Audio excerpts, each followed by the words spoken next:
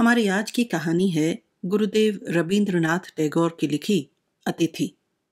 1895 में लिखी यह कहानी एक किशोर युवक की है जिसे सफ़र करने का, दुनिया देखने का और कुछ नया सीखते रहने का बहुत शौक है। सबकी कुछ न कुछ काम करके, कुछ मदद करके उसे किसी को भी मोहित करने की कला आती है। संसार में होते हुए भी वह खुद को मोह में बंधे हुए नहीं देख सकता। उसे जीवन समझना है, उसका अर्थ ढूंढना है, और यह उसी की कहानी है। इस कहानी को 2 बार बहुत खूबसूरती के साथ पर्दे पर उतारा गया। पहली बार 1965 में डायरेक्टर तपन सिन्हा ने इसी नाम से बांग्ला में फिल्म बनाई थी, जिसे उसी वर्ष दूसरी सबसे बेहतरीन फीचर फिल्म का नेशनल अवार्ड भी मिला था। 2015 में अनुराग बासु की series stories bye Rabindranath Tagore में भी एक बार इस कहानी को फिर से दिखाया गया, लेकिन इस बार हिंदी में। चलिए सुनते हैं अतिथि, मेरे यानी मनीषा के साथ कथा कहानी काव्य पर। एक काठलिया के जमींदार मतीलाल बाबू नौका से सपरिवार अपने घर जा रहे थे। रास्ते में दोपहर के समय नदी के किनारे की एक मंडी के पास नौका बांधकर भोजन बनाने का आयोजन कर ही रहे थे कि इसी बीच एक ब्राह्मण बालक ने आकर पूछा, बाबू, तुम लोग कहाँ जा रहे हो? सवाल करने वाले की उम्र 15-16 से अधिक न होगी। मती बाबू ने उत्तर दिया। कांठा लिया, ब्राह्मण बालक ने कहा। मुझे रास्ते में नंदीग्राम उतार देंगे आप? बाबू ने स्वीकृति प्रकट करते हुए कहा। तुम्हारा नाम क्या है? मेरा नाम तारापदो। गौरवर्ण बालक देखने में बड़ा सुंदर था। उसकी बड़ी बड़ी आंखों और मुस्कुराते हुए ओष्ठों पर सुललित सौकुमार्य झलक रहा था। वस्त्र के नाम पर उसके पास एक मैली धोती थी। उघरी हुई देह में किसी प्रकार का बाहुल्य न था, मानो किसी शिल्पी ने बड़े यत्न से निर्दोष सुडौल रूप में गढ़ा हो, मानो वह पूर्व जन्म में तापस बालक रहा हो और निर्मल तपस्या के प्रभाव से उसकी देह का बहुत सा अतिरिक्त भाग क्षय होकर एक सामर्जित ब्राह्मणेश्वरी प्रस्फुटित हो उठी हो। मतीलाल बाबू ने बड़े स्नेह से उससे कहा, बेटा, स्नान कराओ, भोजन आदि यहीं होगा। तारापद बोला, ठहरिए, और वह तत्क्षण निसंकोच भोजन के आयोजन में सहयोग देने लगा। मतीलाल बाबू का नौकर गैर बंगाली था। मछली आदि काटने में वह इतना निपुण नहीं था। तारापदों ने उसका काम स्वयं लेकर थोड़े ही समय में अच्छी तरह से संपन्न कर दिया और 2-1 तरकारी भी बड़े थोड़े ही समय में कुशलता के साथ तैयार कर दी। भोजन बनाने का कार्य समाप्त होने पर तारापदों ने नदी में स्नान करके पोटली खोली और एक सफेद वस्त्र धारण किया। काठ की एक छोटी सी कंघी लेकर सिर के बड़े बड़े बाल माथे पर से हटाकर गर्दन पर डाल लिए और स्वच्छ जनेऊ का धागा छाती पर लटकाकर नौका पर बैठे मती बाबू के पास जा पहुंचा। मती बाबू उसे नौका के भीतर ले गए। वहां मती बाबू की स्त्री और उनकी 9 वर्षीय कन्या बैठी हुई थी। मती बाबू की स्त्री अन्नपूर्णा इस सुंदर बालक को देखकर स्नेह से उच्छ्वासित हो उठी। मन ही मन कह उठी, किसका बच्चा है? कहां से आया है? इसकी मां इसे छोड़कर किस प्रकार जीती होगी? यथा समय मती बाबू और इस लड़के के लिए पास पास 2 आसन डाले गए। लड़का ऐसा भोजन प्रेमी न था। अन्नपूर्णा ने उसका अल्पाहार देखकर मन में सोचा कि लजा रहा है। उससे यह वह खाने को अनुरोध करने लगी, किंतु जब वह भोजन से निवृत्त हो गया तो उसने कोई भी अनुरोध न माना।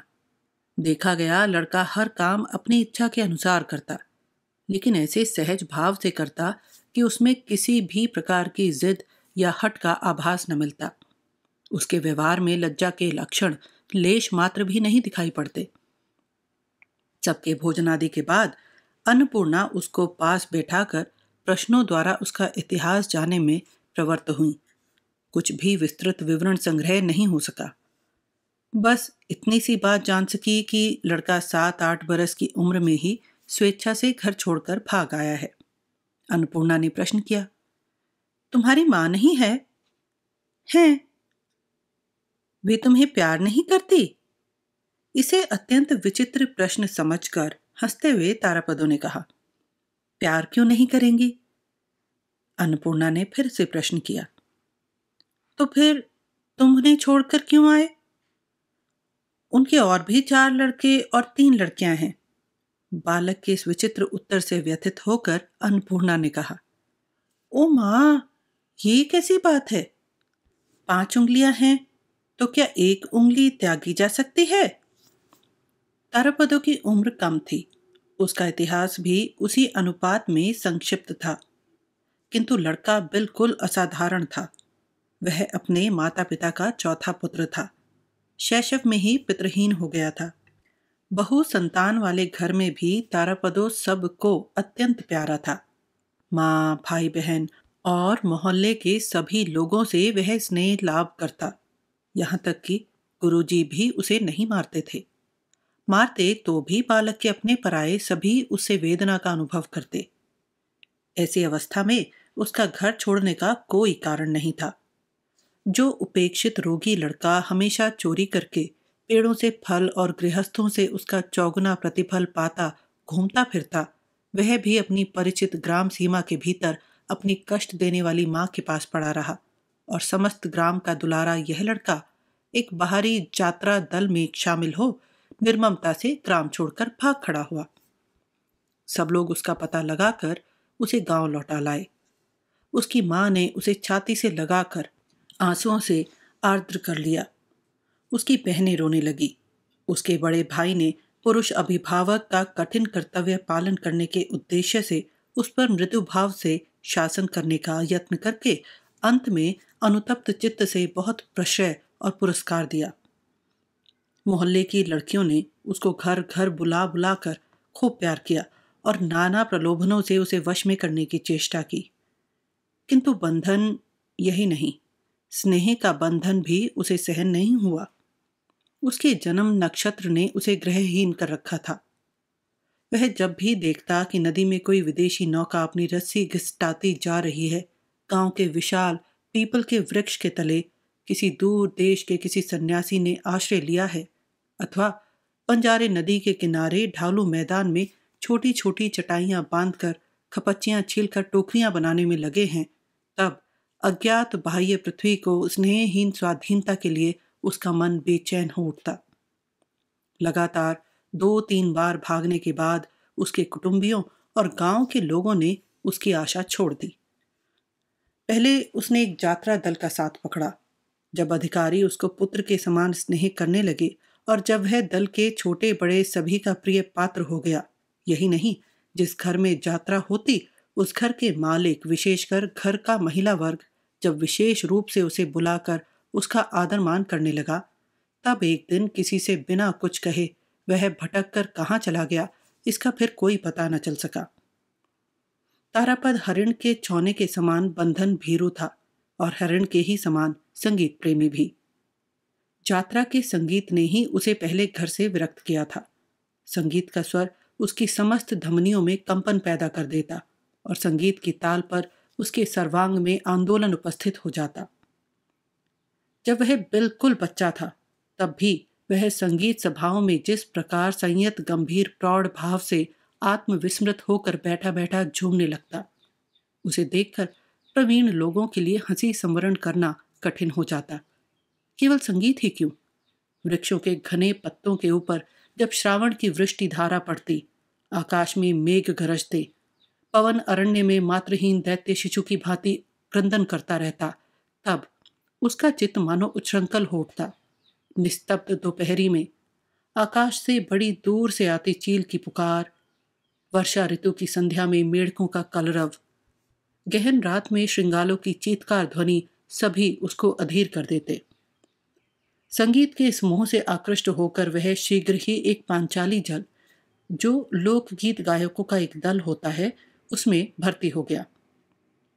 मंडली का अध्यक्ष उसे बड़े यत्न से गाना सिखाने और पांचाली कंठस्थ करने में प्रवृत्त हुआ और उसे अपने वृक्ष पिंजर के पक्षी की भांति प्रिय समझकर स्नेह करने लगा।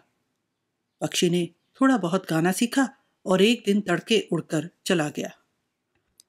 अंतिम बार वह कलाबाजी दिखाने वालों के दल में शामिल हुआ।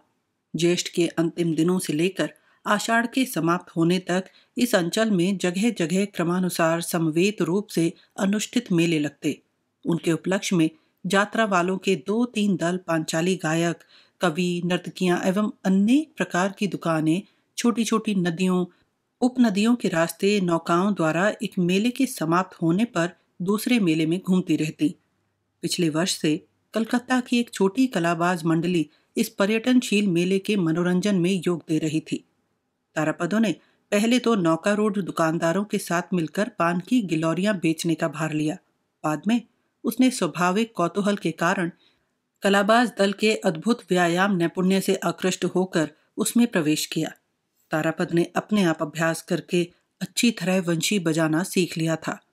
करतब दिखाने के समय वह द्रुत ताल पर लखनवी ठुमरी के सुर में वंशी बजाता। यही उसका एकमात्र काम था। उसका आखिरी पलायन इसी दल से हुआ था।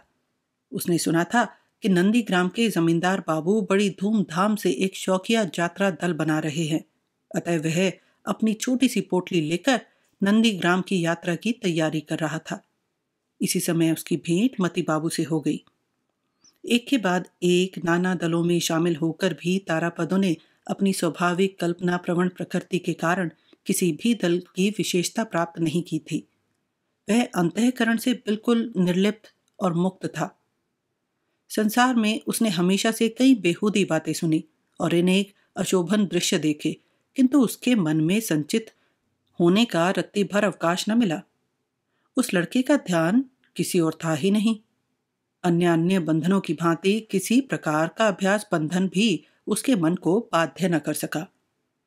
वह उस संसार में पंकिल जल के ऊपर शुभ पक्ष राजहंस की भांति तैरता फिरता। कौतूहलवश भी वह जितनी बार डुबकी लगाता, उसके पंख न तो भीग पाते थे न मलिन हो पाते थे। इसी कारण इस गृह त्यागी लड़के के मुख पर एक शुभ स्वाभाविक तारुण्य अम्लान भाव से झलकता रहता। उसकी यही मुखश्री देखकर प्रवीण दुनियादार मतीलाल बाबू ने बिना कुछ पूछे, बिना संदेह किए बड़े प्यार से उसका आह्वान किया था। भोजन समाप्त होने पर नौका चल पड़ी। अन्नपूर्णा ने बड़े स्नेह से ब्राह्मण बालक से उसके घर की बातें, उसके स्वजन कुटुंबियों का समाचार पूछा। तारापदों ने अत्यंत संक्षेप में उनका उत्तर देकर बाहर आकर परित्राण पाया। बाहर परिपूर्णता की अंतिम सीमा तक भरकर वर्षा नदी ने अपने आत्मविस्मृत उद्दाम चांचल्य से प्रकृति माता को मानो उद्विग्न कर दिया था। मेघ मुक्त धूप में नदी किनारे की अर्धनिमग्न काश्रतृण श्रेणी एवं उसके ऊपर सरस सघन ईख के खेत और उससे भी परवर्ती प्रदेश में दूर दिगंत चुंबित नीलांजन वर्ण वन रेखा, सभी कुछ मानो किसी काल्पनिक कथा की सोने की छड़ी के स्पर्श से सदैव जागृत नवीन सौंदर्य की भांति नीरव नीलाकाश की मुग्ध दृष्टि के सम्मुख प्रस्फुटित हो उठा हो। सभी कुछ मानो सजीव स्पंदित प्रगल्भ प्रकाश में उद्भासित नवीनता से मसृण और प्राचुर्य से परिपूर्ण हो। सोने की छड़ी का एक प्रसिद्ध लोक कथा है कि एक राजकुमार ने सोने की छड़ी छुआकर सोई हुई राजकुमारी को जगा दिया था। चांदी की छड़ी छुआने से वह सो जाती थी। सोने की छड़ी प्रेम जागृत अवस्था का प्रतीक है। तारापदों ने नौका की छत पर पाल की छाया में जाकर आश्रय लिया। ढालू हरा मैदान, पानी से भरे पाट के खेत, गहन शाम लहराते हुए आमन हेमंतकालीन धान, घाट से गांव की ओर जाने वाले संकरे रास्ते, सघन वन वेष्टित छायामय गांव, एक के बाद एक उसकी आंखों के सामने से निकलने लगे। जल, स्थल, आकाश, चारों ओर की यह गतिशीलता, सजीवता, मुखरता, आकाश पृथ्वी की यह व्यापकता और वैचित्र्य एवं निर्लिप्त सुदूरता, यह अत्यंत विस्तृत, चिरस्थायी, निर्निमेष, नीरव, वाक्य विहीन विश्व तरुण बालक के परमात्मीय थे। पर फिर भी वह इस चंचल मानव को क्षण भर के लिए भी स्नेह बाहुओं में बांध रखने की कोशिश नहीं करता था। नदी के किनारे बछड़े पूंछ उठाए दौड़े जा रहे थे। गांव का टट्टू घोड़ा रस्सी से बंधे अपने अगले पैरों के बल कूदता हुआ घास चरता फिर रहा था। मचरंग पक्षी मछुआरों के जाल बांधने के बांस के डंडे से बड़े वेग से पानी में झप से कूदकर मछली पकड़ रहा था। लड़के पानी में खेल रहे थे। लड़कियां उच्च स्वर से हंसती हुई बातें करती हुई छाती तक गहरे पानी में अपना वस्त्रांचल फैलाकर दोनों हाथों से उसे धो रही थी। आंचल कमर में खोसे मछुआरी ने डलिया लेकर मछुआरों से मछलियां खरीद रही थी। इस सबको वह चिरनूतन अश्रांत कौतूहल से बैठा देखता था। उसकी दृष्टि की पिपासा किसी भी तरह निवृत्त नहीं होती थी। नौका की छत पर जाकर तारापदों ने धीरे धीरे खिबैया मांझियों से बातचीत छेड़ दी। बीच बीच में आवश्यकता अनुसार वह मल्लाहों के हाथ से लग्गी लेकर खुद ही ठेलने लग जाता। मांझियों को जब तंबाकू पीने की जरूरत पड़ती तब वह स्वयं जाकर हाल संभाल लेता। जब जिधर हाल मोड़ना आवश्यक होता वह दक्षता पूर्वक संपन्न कर देता। संध्या होने के कुछ पूर्व अन्नपूर्णा ने तारापदों को बुलाकर पूछा, रात में तुम क्या खाते हो? तारापद बोला, जो मिल जाता है वही खा लेता हूं, रोज खाता भी नहीं। इस सुंदर ब्राह्मण बालक की आतिथ्य ग्रहण करने की उदासीनता अन्नपूर्णा को थोड़ी कष्टकर प्रतीत हुई। उनकी बड़ी इच्छा थी कि खिला पिलाकर पहना ओढ़ाकर इस ग्रहच्युत यात्री बालक को संतुष्ट करें, किंतु किससे वह संतुष्ट होगा यह वे नहीं जान सकी। नौकरों को बुलाकर गांव से दूध मिठाई आदि खरीद मांगने में अन्नपूर्णा ने धूमधाम मचा दी।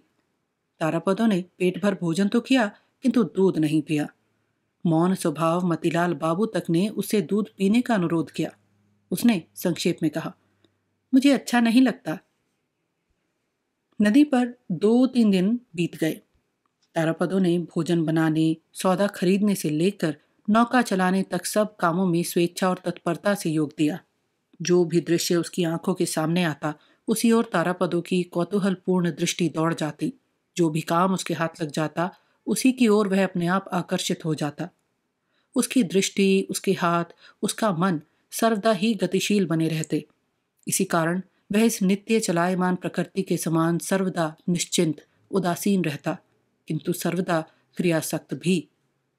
यूं तो हर मनुष्य की अपनी एक स्वतंत्र अधिष्ठान भूमि होती है, किंतु तारापदों इस अनंत नीलांबरवाही विश्व प्रवाह की एक आनंदोज्ज्वल तरंग था। भूत भविष्य के साथ उसका कोई संबंध न था। आगे बढ़ते जाना ही उसका एकमात्र काम था।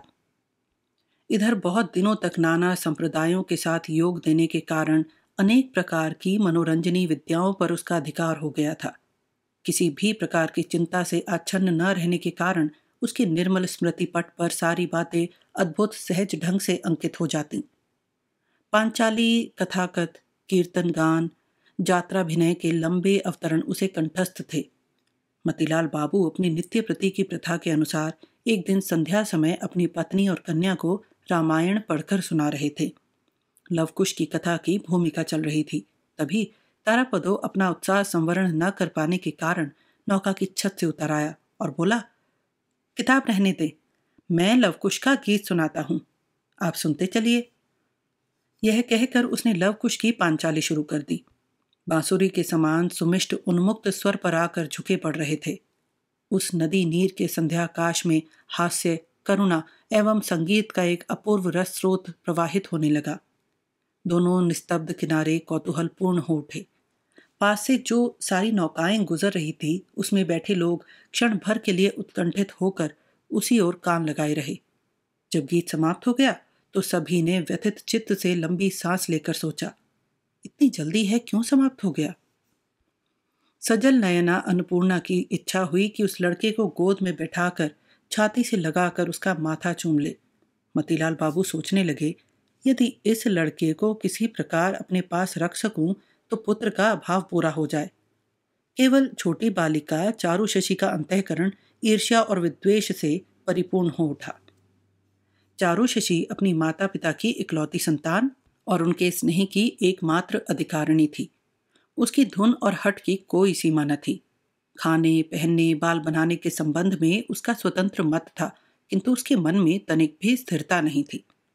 जिस दिन कहीं निमंत्रण होता उस दिन उसकी माँ को भय रहता कि कहीं लड़की साज सिंगार को लेकर कोई असंभव जिद न कर बैठे। कभी दैवात, कभी केश बंधन उसके मन के अनुकूल न हुआ तो फिर उस दिन चाहे जितनी बार बाल खोल कर, चाहे जितनी प्रकार से बांधे जाते, वह किसी तरह संतुष्ट न होती और अंत में रोना धोना मच जाता। हर बात में यही दशा थी। पर कभी कभी जब चित्त प्रसन्न रहता तो उसे किसी भी प्रकार की कोई आपत्ति न होती। उस समय वह प्रचुर मात्रा में स्नेह प्रकट करके अपनी माँ से लिपट कर चूम कर हंसती हुई करते करते उसे एकदम परेशान कर डालती। यह छोटी बालिका एक दुर्भेद्य पहेली थी। यह बालिका अपने दुर्भेद्य हृदय के पूरे वेग का प्रयोग करके मन ही मन विषम ईर्ष्या से तारापदों का निरादर करने लगी। माता पिता को भी पूरी तरह से उद्विग्न कर डाला। भोजन के समय रोदोन्मुखी होकर भोजन के पात्र को ठेल कर फेंक देती। खाना उसको रुचिकर नहीं लगता। नौकरानी को मारती। सभी बातों में अकारण शिकायत करती रहती। जैसे जैसे तारापदों की विद्याएं उसका एवं अन्य सबका मनोरंजन करने लगी, वैसे ही वैसे मानो उसका क्रोध बढ़ने लगा। तारापदों में कोई गुण है, इसे उसका मन स्वीकार करने से विमुख रहता, और उसका प्रमाण जब प्रबल होने लगा तो उसके असंतोष की मात्रा भी बढ़ गई। तारापदों ने जिस दिन लव कुश का गीत सुनाया, उस दिन अन्नपूर्णा ने सोचा संगीत से वन के पशु तक वश में आ जाते हैं। आज शायद मेरी लड़की का मन पिघल गया है। उससे पूछा, चारू कैसा लगा? उसने कोई उत्तर दिए बिना बड़ी जोर से सिर हिला दिया। भाषा में इस मुद्रा का तर्जुमा करने पर यह रूप होता जरा भी अच्छा नहीं लगा, और न कभी अच्छा लगेगा। चारू के मन में ईर्ष्या का उदय हुआ है, यह समझकर उसकी मां ने चारू के सामने तारापदों के प्रति स्नेह प्रकट करना कम कर दिया। संध्या के बाद जब चारू जल्दी जल्दी खाकर सो जाती, तब अन्नपूर्णा नौका कक्ष के दरवाजे के पास आकर बैठती और मती बाबू और तारापदो बाहर बैठते। अन्नपूर्णा के अनुरोध पर तारापदो गाना शुरू करता। उसके गाने से जब नदी के किनारे की विश्राम निरता ग्राम श्री संध्या के विपुल अंधकार में मुग्ध निस्तब्ध हो जाती और अन्नपूर्णा का कोमल हृदय स्नेह और सौंदर्य रस से छलकने लग जाता, तब सहसा चारू बिछौने से उठकर तेजी से आकर सरोष रोती हुई कहती, माँ, तुमने ये क्या शोर मचा रखा है? मुझे नींद नहीं आती। माता पिता उसको अकेला सुलाकर तारापदों को घेर कर संगीत का आनंद ले रहे हैं, यह बात उसे एकदम असह्य हो उठती। इस दीप्त कृष्ण नयना बालिका की स्वाभाविक उग्रता तारापदों को बड़ी मनोरंजक प्रतीत होती। उसने इसे कहानी सुनाकर, गाना गाकर, वंशी बजाकर वश में करने की बहुत चेष्टा की, किंतु किसी भी प्रकार सफल नहीं हुआ। केवल जब मध्याह्न में तारापदो नदी में स्नान करने उतरता, परिपूर्ण जलराशि में अपने गौरवर्ण सरल कमनीय देह को तैरने की अनेक प्रकार की क्रीड़ाओं में संचालित करता, तरुण जलदेवता के समान शोभा पाता, तब बालिका का कौतूहल आकर्षित हुए बिना न रहता। वह इसी समय की प्रतीक्षा करती रहती, किंतु आंतरिक इच्छा का किसी को भी पता न चलने देती, और यह अशिक्षा पटु अभिनेत्री ध्यान पूर्वक ऊनी गुलबंद बुनने का अभ्यास करती हुई बीच बीच में मानो अत्यंत उपेक्षा भरी दृष्टि से तारापदों की संतरण लीला देखा करती। नंदीग्राम कब छूट गया, तारापदों को पता न चला। विशाल नौका अत्यंत मृदु मंद गति से कभी पाल तान कर, कभी रस्सी खींचकर अनेक नदियों की शाखा प्रशाखाओं में होकर चलने लगती। नौकारोहियों के दिन भी इन सभी नदी उपनदियों के समान शांति सौंदर्यपूर्ण वैचित्र्य के बीच सहज सौम्य गति से मृदु मिष्ट कल स्वर में प्रवाहित होने लगे। किसी को किसी प्रकार की जल्दी नहीं थी। दोपहर को स्नानाहार में बहुत समय व्यतीत होता, और इधर संध्या होते न होते बड़े दिखने वाले किसी गांव के किनारे घाट के समीप झिल्ली मंद्रित खद्योत खचित वन के पास नौका बांध दी जाती। इस प्रकार 10 दिन में नौका कांठालिया पहुंची। जमींदार के आगमन से घर से पालकी और टट्टू घोड़ों का समागम हुआ, और हाथ में बांस की लाठी धारण किए सिपाही चौकीदारों के दल ने बार बार बंदूक की खाली आवाज से गांव के उत्कंठित काक समाज को यत्न परोन्नति के मुखर कर दिया। इस सारे समारोह में समय लगा। इस बीच में तारापदों ने तेजी से नौका से उतरकर एक बार सारे गांव का चक्कर लगा डाला। किसी को दादा, किसी को काका, किसी को दीदी, किसी को मौसी कहकर 2-3 घंटे में सारे गांव के साथ सौहार्द संबंधन स्थापित कर लिया। कहीं भी उसके लिए स्वभावतः कोई बंधन नहीं था। इससे तारापदों ने देखते देखते थोड़े दिनों में ही गांव के समस्त हृदयों पर अधिकार कर लिया। इतनी आसानी से हृदय हरण करने का कारण यह था कि तारापदों हरेक के साथ उसका अपना बनकर स्वाभाविक रूप से योग दे सकता था। वह किसी भी प्रकार के विशेष संस्कारों के द्वारा बंधा हुआ नहीं था। अतएव सभी अवस्थाओं में और सभी कामों में उसमें एक प्रकार की सहज प्रवीणता थी। बालकों के लिए वह बिल्कुल स्वाभाविक बालक था और उनसे श्रेष्ठ और स्वतंत्र। वृद्धों के लिए वह बालक न रहता, किंतु पुरखा भी नहीं। चरवाहों के साथ चरवाहा था, फिर भी ब्राह्मण। हर एक के हर काम में वह चिरकाल के सहयोगी के समान अभ्यस्त भाव से हस्तक्षेप करता। हलवाई की दुकान पर बैठकर साल के पत्ते से संदेश पर बैठी मक्खियां उड़ाने लग जाता। मिठाइयां बनाने में भी पक्का था। करघे का मर्म भी उसे थोड़ा बहुत मालूम था। कुम्हार का चाक चलाना भी उसके लिए बिल्कुल नया नहीं था। तारापदों ने सारे गांव को वश में कर लिया। बस केवल ग्राम वासिनी बालिका की ईर्ष्या वह अभी तक नहीं जीत पाया था। यह बालिका उग्र भाव से उसके बहुत दूर निर्वासन की कामना करती थी। यही जानकर शायद तारापदो इस गांव में इतने दिन आबद्ध बना रहा। किंतु बालिकावस्था में भी नारी के अंतर रहस्य का भेद जानना बहुत कठिन है। चारुशशी ने इसका प्रमाण दिया। ब्राह्मण पुरोहिताइन की कन्या सोनामणि 5 वर्ष की अवस्था में विधवा हो गई थी। वह चारु की समवयस्का सहेली थी। अस्वस्थ होने के कारण वह घर लौटी सहेली से कुछ दिनों तक भेंट न कर सकी। स्वस्थ होकर जिस दिन भेंट करने आई, उस दिन प्रायः अकारण ही दोनों सहेलियों में कुछ मनोमालिन्य की नौबत आ गई। चारु ने अत्यंत विस्तार से बात आरंभ की थी। उसने सोचा था कि तारापदो नामक अपने नवार्जित परम रत्न को जुटाने की बात का विस्तार पूर्वक वर्णन करके वह अपनी सहेली के कौतूहल एवं विस्मय को सप्तम पर चढ़ा देगी। किंतु जब उसने सुना कि तारापदो सोनामणि उसको भाई कहकर पुकारती है, जब उसने सुना कि तारापदो ने केवल बांसुरी पर कीर्तन का सुर बजाकर माता और पुत्री का मनोरंजन ही नहीं किया है, सोनामणि के अनुरोध से उसके लिए अपने हाथों से एक बांस की बांसुरी भी बना दी है। न जाने कितने दिनों से वह उससे ऊंची डाल से फल और कंटक शाखा से फूल तोड़कर देता रहा है। तब चारू के अंतःकरण को मानो तप्त शूल बेधने लगा। चारू समझती थी कि तारापदो विशेष रूप से उन्हीं का तारापदो था, अत्यंत गुप्त रूप में संरक्षणीय। अन्य साधारण जन केवल उसका थोड़ा बहुत आभास मात्र पाएंगे, फिर भी किसी भी तरह उसका सामीप्य न पा सकेंगे। दूर से ही उसके रूप गुण पर मुग्ध होंगे और चारू शशि को धन्यवाद देते रहेंगे। यही अद्भुत दुर्लभ दैवलब्ध ब्राह्मण बालक सोनामणि के लिए सहज हमें क्यों हुआ? हम यदि उसे इतना यत्न करके न लाते, इतने यत्न से न रखते, तो सोनामणि आदि उसका दर्शन कहाँ से पाते? सोनामणि का भैया शब्द सुनते ही उसके शरीर में आग लग गई। चारू जिस तारापदो को मन ही मन विद्वेष बाणों से जर्जर करने की चेष्टा करती रही है, उसी के एकाधिकार को लेकर इतना प्रबल उद्वेग क्यों? किसके सामर्थ्य है जो यह समझे?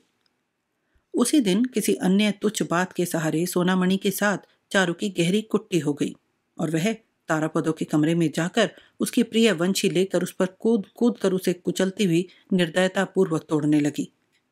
चारू जब इस प्रचंड रोष में इस वंशी ध्वंस कार्य में व्यस्त थी, तभी तारापदो ने कमरे में प्रवेश किया। बालिका की यह प्रलय मूर्ति देखकर उसे आश्चर्य हुआ। बोला, चारू, मेरी वंशी क्यों तोड़ रही हो? चारू रक्त नेत्रों और लाल मुख से ठीक कर रही हूं, अच्छा कर रही हूं कहकर टूटी हुई वंशी को और 2-4 अनावश्यक लाते मारकर उच्छ्रवसित कंठ से रोती हुई कमरे से बाहर चली गई। तारापदो ने वंशी उठाकर उलट पलट कर देखी। उसमें अब कोई दम नहीं था। अकारण ही उसे अपनी पुरानी वंशी की यह आकस्मिक दुर्गति देखकर वह अपनी हंसी न रोक सका। चारू शशी दिनों दिन उसके परम कौतूहल का विषय बनती जा रही थी। उसके कौतूहल का एक और क्षेत्र था, मतीलाल बाबू की लाइब्रेरी में तस्वीरों वाली अंग्रेजी की किताबें। बाहरी जगत से उसका यथेष्ट परिचय हो गया था, किंतु तस्वीरों के इस जगत में वह किसी प्रकार भी अच्छी तरह प्रवेश नहीं कर पाता था। कल्पना द्वारा वह अपने मन में बहुत कुछ जमा लेता, किंतु उसका मन किसी प्रकार तृप्त न होता। तस्वीरों की पुस्तकों के प्रति तारापदों का यह आग्रह देखकर एक दिन मतीलाल बाबू बोले, अंग्रेजी सीखोगे? तब तुम इन सारी तस्वीरों का अर्थ समझ लोगे। तारापदों ने तुरंत कहा, सीखूंगा। मतीलाल बाबू बड़े खुश हुए। उन्होंने गांव के एंट्रेंस स्कूल से हेडमास्टर राम रतन बाबू की प्रतिदिन संध्या समय इस लड़के को अंग्रेजी पढ़ाने के लिए नियुक्त कर दिया।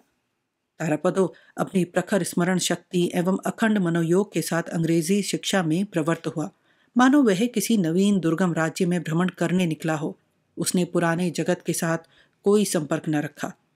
मोहल्ले के लोग अब उसे न देख पाते।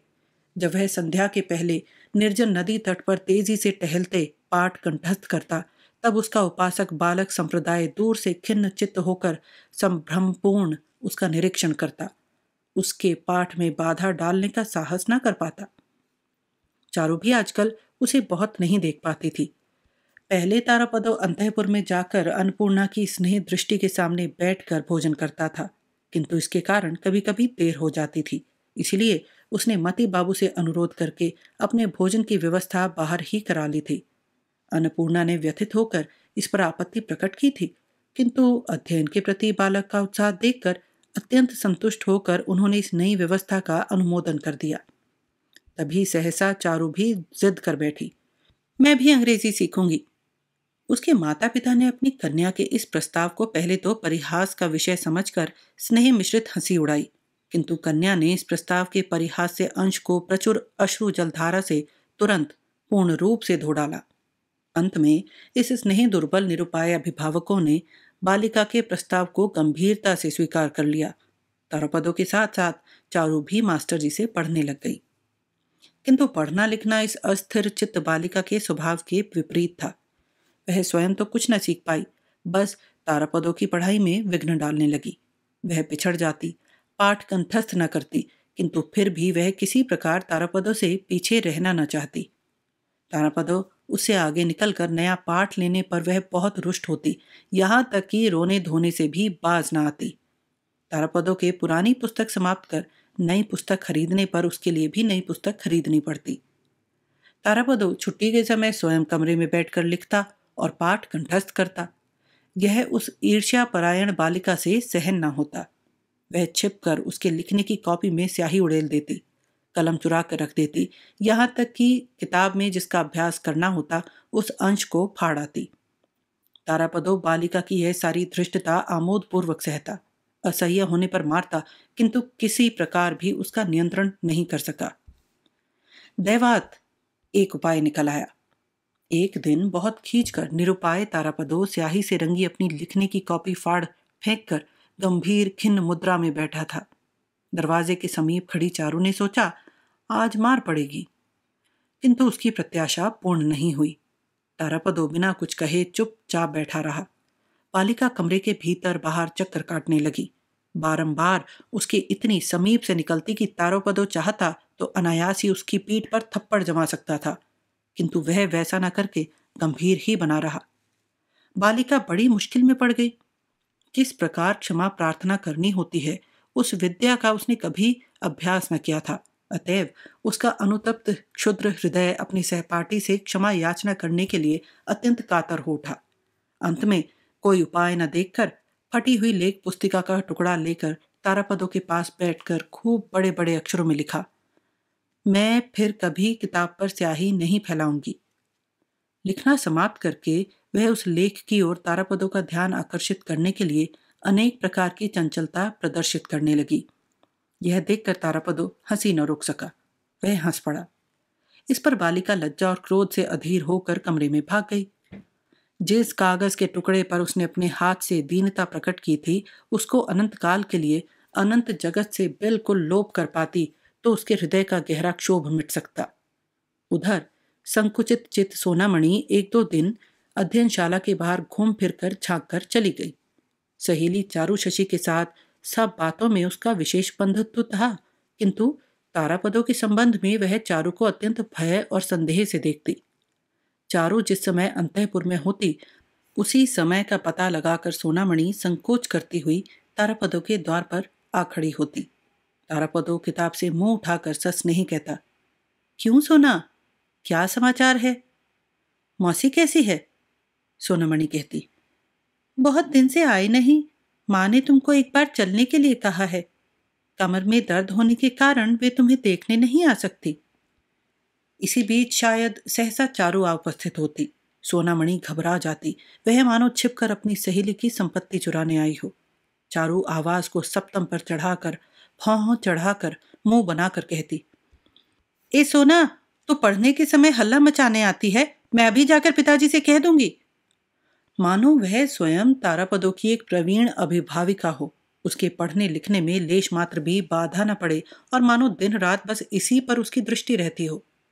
किंतु वह स्वयं किस अभिप्राय से असमय ही तारापदों के पढ़ने के कमरे में आकर उपस्थित हुई थी, यह अंतर्यामी से छिपा नहीं था और तारापदों भी उसे अच्छी तरह जानता था। किंतु बेचारी सोनामणि डर कर उसी क्षण हजारों झूठी कैफियतें देती। अंत में जब चारू घृणापूर्वक उसको मिथ्यावादिनी कहकर संबोधित करती तो वह लज्जित, शंकित, पराजित होकर व्यथित चित्त से लौट जाती। दयार्द्र तारापदो उसको बुला कर कहता, सोना, आज संध्या समय मैं तेरे घर आऊंगा, अच्छा? चारू सर्पिणी के समान फुफकारती हुई उठकर कहती, हाँ हाँ जाओगे, तुम्हें पाठ तैयार नहीं करना है, मैं मास्टर साहब से कह दूंगी। चारू की इस धमकी से न डरकर तारापदो एक दो दिन संध्या के समय पुरोहित जी के घर गया था। तीसरी या चौथी बार चारू ने कोरी धमकी न देकर धीरे धीरे एक बार बाहर से तारापदो के कमरे के दरवाजे की सांकल चढ़ाकर माँ के मसाले के बक्स का ताला लाकर लगा दिया। सारी संध्या तारापदो इसी बंदी अवस्था में रखकर भोजन के समय द्वार खोला। गुस्से के कारण तारापदो कुछ बोला नहीं और बिना खाए चले जाने की तैयारी करने लगा। उस समय अनुतप्त व्याकुल बालिका हाथ जोड़कर विनयपूर्वक बारंबार कहने लगी, मैं तुम्हारे पैरों पड़ती हूँ, फिर ऐसा नहीं करूंगी। तुम्हारे पैरों पड़ती हूँ, तुम खाकर जाना। उससे भी जब तारापदो वश में ना आया तो वह अधीर होकर रोने लगी। संकट में पड़कर तारापदो लौटकर भोजन करने बैठ गया। चारू ने कितनी बार अकेले में प्रतिज्ञा की कि वह तारापदो के साथ सद्व्यवहार करेगी, फिर कभी उसे एक क्षण के लिए भी परेशान न करेगी। किंतु सोनामणि आदि अन्य 5 जनों के बीच आ पड़ते ही न जाने कब कैसे उसका मिजाज बिगड़ जाता और वह किसी भी प्रकार आत्मनियंत्रण न रख पाती। उस दिन जब ऊपर ऊपर से वह भल मनचाहत बरतती, तब किसी आगामी उत्कट विप्लव के लिए तारापदो सतर्कता पूर्वक प्रस्तुत हो जाता। आक्रमण हठात, तूफान, तूफान के बाद प्रचुर अश्रुवारी वर्षा, उसके बाद प्रसन्न स्निग्ध शांति। इस तरह लगभग 2 वर्ष बीत गए। इतने लंबे समय तक तारापदो कभी किसी के पास बंधकर नहीं रहा। शायद पढ़ने लिखने में उसका मन एक अपूर्व आकर्षण में बंध गया। लगता है वयोवृद्धि के कारण उसकी प्रकृति में भी परिवर्तन आरंभ हो गया। स्थिर बैठे रहकर संसार के सुख स्वच्छंदता का भोग करने की ओर उसका मन लग रहा था। कदाचित उसकी सहपाठिनी बालिका का स्वाभाविक दौरात्म्य चंचल सौंदर्य अलक्षित भाव से उसके हृदय पर बंधन फैला रहा था। इधर चारू की अवस्था 11 पार कर गई। मती बाबू ने खोज कर अपनी पुत्री के विवाह के लिए 2-3 अच्छे रिश्ते जुटाए। कन्या की अवस्था विवाह की योग्य हुई जानकर मती बाबू ने उसका अंग्रेजी पढ़ना और बाहर निकलना बंद कर दिया। इस आकस्मिक अवरोध पर घर के भीतर चारू ने भारी आंदोलन उपस्थित कर दिया। तब अन्नपूर्णा ने एक दिन मती बाबू को बुलाकर कहा, पात्र के लिए तुम इतनी खोज क्यों करते फिर रहे हो? तारापदो लड़का तो अच्छा है और तुम्हारी लड़की भी उसको पसंद है। सुनकर मती बाबू ने बड़ा विस्मय प्रकट किया। कहा, भला यह कभी हो सकता है? तारापदो का कुल शील कुछ भी तो ज्ञात नहीं है। मैं अपनी इकलौती लड़की को किसी अच्छे घर में देना चाहता हूँ। एक दिन राय डांगा के बाबुओं के घर के लोग लड़की देखने आए। वस्त्राभूषण पहनाकर चारू को बाहर लाने की चेष्टा की गई। वह सोने के कमरे का द्वार बंद करके बैठ गई, किसी भी प्रकार बाहर न निकली। मती बाबू ने कमरे के बाहर से बहुत अनुनय विनय की, बहुत फटकारा, किसी प्रकार भी कोई परिणाम न निकला। अंत में बाहर आकर राय डांगा के दूतों से बहाना बनाकर कहना पड़ा कि एकाएक कन्या बहुत बीमार हो गई है, आज दिखाई की रस्म नहीं हो सकेगी। उन्होंने सोचा लड़की में शायद कोई दोष है, इसी से इस चतुराई का सहारा लिया गया है। तब मती बाबू विचार करने लगे, तारापदो लड़का देखने सुनने में सब तरह से अच्छा है, उसको मैं घर ही में रख सकूंगा। ऐसा होने से अपनी एकमात्र लड़की को पराये घर नहीं भेजना पड़ेगा। यह भी सोचा कि उसकी अशांत अबाध्य लड़की का दुरांतपना उसकी स्नेहपूर्ण आंखों को कितना ही क्षम्य प्रतीत हो, ससुराल वाले सहन नहीं करेंगे। फिर पति पत्नी ने सोच विचार कर तारापदो के घर उसके कुल का हाल चाल जानने के लिए आदमी भेजा। समाचार आया कि वंश तो अच्छा है किंतु दरिद्र है। तब मती बाबू ने लड़के की माँ एवं भाई के पास विवाह का प्रस्ताव भेजा। उन्होंने आनंद से उच्छ्वासित होकर सम्मति देने में मुहूर्त भर की भी देर न की। कंठालिया के मती बाबू और अन्नपूर्णा विवाह के मुहूर्त के बारे में विचार करने लगे, किंतु स्वाभाविक गोपनीयता प्रिय सावधान मती बाबू ने बात को गोपनीय रखा। चारू को बंद न रखा जा सका। वह बीच बीच में बरगी, जो कि प्राचीन मराठा अश्वरोही लुटेरों का सैन्य दल, उनके हंगामे के समान तारापदों के पढ़ने के कमरे में जा पहुंचती। कभी रोष, कभी प्रेम, कभी विराग के द्वारा उसके अध्ययन क्रम की निभृत शांति को अकस्मात तरंगित कर देती। उससे आजकल इस निर्लिप्त मुक्त स्वभाव से ब्राह्मण के मन में बीच बीच में कुछ समय के लिए विद्युत स्पंदन के समान एक अपूर्व चांचल्य का संचार हो जाता। जिस व्यक्ति का हल्का चित्त सर्वदा अक्षुण अव्याहत भाव से काल स्रोत की तरंग शिखरी पर उतराकर सामने बह जाता, वह आजकल प्रायः अन्य मनस्क होकर विचित्र दिवा स्वप्न के जाल में उलझ जाता। वह प्रायः पढ़ना लिखना छोड़कर मती बाबू की लाइब्रेरी में प्रवेश करके तस्वीरों वाली पुस्तकों के पन्ने पलटता रहता। उन तस्वीरों के मिश्रण से जिस कल्पना लोक की रचना होती, वह पहले की अपेक्षा बहुत स्वतंत्र और अधिक रंगीन था। चारू का विचित्र आचरण देखकर वह अब पहले के समान परिहास न कर पाता। उधम करने पर उसको मारने की बात मन में उदय भी न होती। अपने में यह गूढ़ परिवर्तन, यह आबद्ध आसक्त भाव से अपने निकट एक नूतन स्वप्न के समान लगने लगता। श्रावण में विवाह का शुभ दिन निश्चित करके मती बाबू ने तारापदों की माँ और भाइयों को बुलवा भेजा। तारापदों को यह नहीं बताया। कलकत्ता के फौजी बैंड को पेशगी देने के लिए मुख्तार को आदेश दिया और सामान की सूची भेज दी। आकाश में वर्षा के नए बादल आ गए। गांव की नदी इतने दिन तक सूखी पड़ी थी। बीच बीच में केवल किसी किसी गड्ढे में ही पानी भरा रहता था। छोटी छोटी नौकाएं उस पंकिल जल में डूबी पड़ी थी और नदी की सूखी धार में बैलगाड़ियों के आवागमन से गहरी लकीरें खुद गई थी। ऐसे समय में एक दिन पिता के घर से लौटी पार्वती के समान न जाने कहां से द्रुत गामनी जलधारा कल हास्य करती हुई गांव के शून्य वक्ष पर उपस्थित हुई। नंगे बालक बालिकाएं किनारे आकर ऊंचे स्वर के साथ नृत्य करने लगे, मानो वे अतृप्त आनंद में बारंबार जल में कूद कूद कर नदी को आलिंगन कर पकड़ने लगे हों। कुटी में निवास करने वाली अपनी परिचित प्रिय संगिनी को देखने के लिए बाहर निकल आई। शुष्क निर्जीव ग्राम में न जाने कहां से आकर एक प्रबल विपुल प्राण हिल्लोल ने प्रवेश किया। देश विदेश से छोटी बड़ी लदी हुई नौकाएं आने लगी। बाजार का घाट संध्या समय विदेशी मल्लाहों के संगीत से ध्वनित हो उठा। दोनों किनारे के गांव पूरे वर्ष अपने निभृत कोने में अपनी साधारण गृहस्थी लिए एकाकी दिन बिताते हैं। वर्षा के समय बाहरी विशाल पृथ्वी विचित्र पन्योपहार लिए गैरिक वर्ण जलस्थ में बैठकर इन ग्राम कन्याओं की खोज खबर लेने आती है। इस समय जगत के साथ आत्मीयता के गर्व से कुछ दिन के लिए उनकी लघुता नष्ट हो जाती है। सब सचल सजग और सजीव हो उठते हैं एवं मौन निस्तब्ध प्रदेश में सुदूर राज्य की कलालपक ध्वनि आकर चारों दिशाओं को आंदोलित कर देती है। इसी समय कुडुल काटा में नाग बाबुओं के इलाके में विख्यात रथ यात्रा का मेला लगा। ज्योत्सना संध्या में तारापदों ने घाट पर जाकर देखा, कोई नौका चरखी लिए, कोई यात्रा करने वालों की मंडली लिए, कोई बिक्री का सामान लिए प्रबल नवीन स्रोत की धारा में तेजी से मेले की ओर चली जा रही है। यात्रा का दल सारंगी के साथ गीत गाता जा रहा है और सम पर हा हा हा शब्द की ध्वनि हो उठती है। पश्चिमी प्रदेश की नौका के मल्लाह केवल मृदंग और करताल लिए उन्मत्त उत्साह से बिना संगीत के खच मच शब्द से आकाश को विदीर्ण कर दे रहे हैं। उद्दीपनों की सीमा नहीं थी। देखते देखते पूर्व क्षितिज से सघन मेघ राशि ने प्रकांड काला पाल तानकर आकाश के बीच में खड़ा कर दिया। चांद ढक गया। पूर्व की वायु वेग से बहने लगी। मेघ के पीछे मेघ दौड़ चले। नदी में जल कलकल हास्य से बढ़कर उमड़ने लगा। नदी तीरवर्ती आंदोलित वन श्रेणी में अंधकार पूंजीभूत हो उठा। मेंढकों ने टर्राना शुरू कर दिया। झिल्ली की ध्वनि जैसे करांत लेकर अंधकार को चीरने लगी। सामने आज मानो समस्त जगत की रथ यात्रा हो। चक्र घूम रहा है, ध्वजा फहरा रही है, पृथ्वी कांप रही है, मेघ उड़ रहे हैं, वायु दौड़ रहा है, नदी बह रही है, नौका चल रही है, गान स्वर गूंज रहे हैं। देखते देखते गुरु गंभीर ध्वनि में मेघ गरजने लगा। विद्युत आकाश को चीर चीर कर चकाचौंध उत्पन्न करने लगी। सुदूर अंधकार में से मूसलाधार वर्षा की गंध आने लगी।